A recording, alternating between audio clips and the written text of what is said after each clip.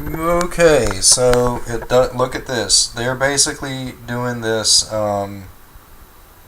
crap here where they're finding tons of like drugs, basically antidepressants, etc., etc.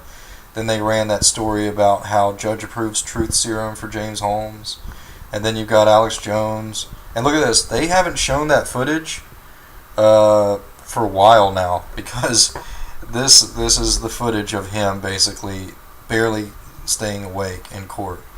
And let me just say something.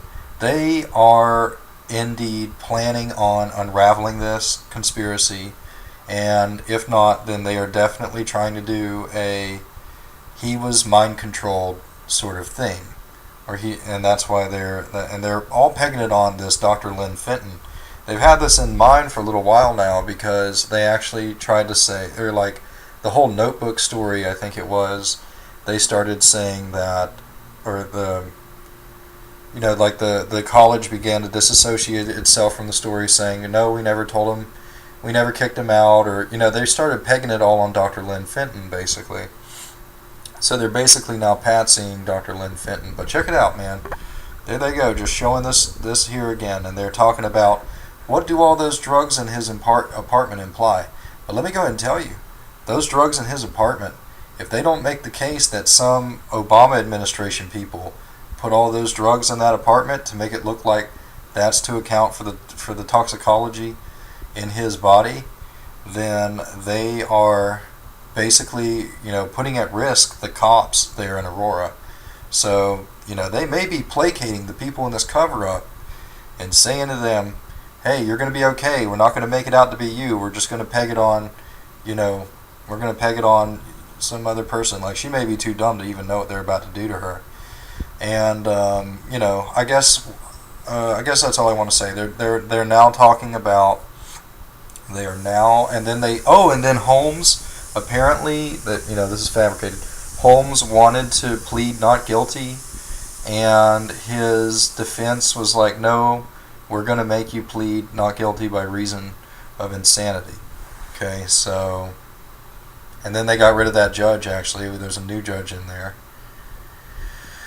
So that's really interesting. And in other news, the day after, basically, that hearing, not that hearing, but a hearing where he pled guilty by insanity or whatever, the defense did that for him, they have this, and the fact that the judge wants to use the truth serum, that's interesting. Maybe that's going to implicate him as well.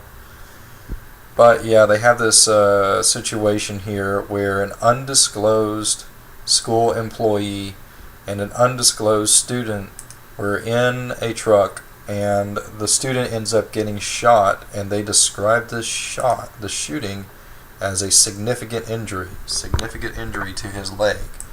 That kind of tells me, like, and then he got rushed to the hospital. Now that could be something like his freaking balls, or if it was a female, or I don't know. That significant injury could be something like, the artery or whatever got shot through.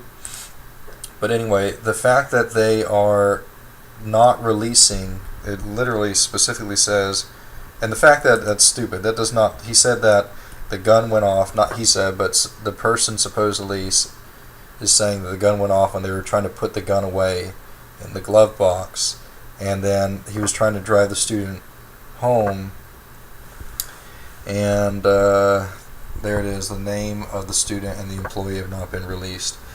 And that's about a week ago, actually. What is today, the 20th? Yeah, so this happened on the 14th.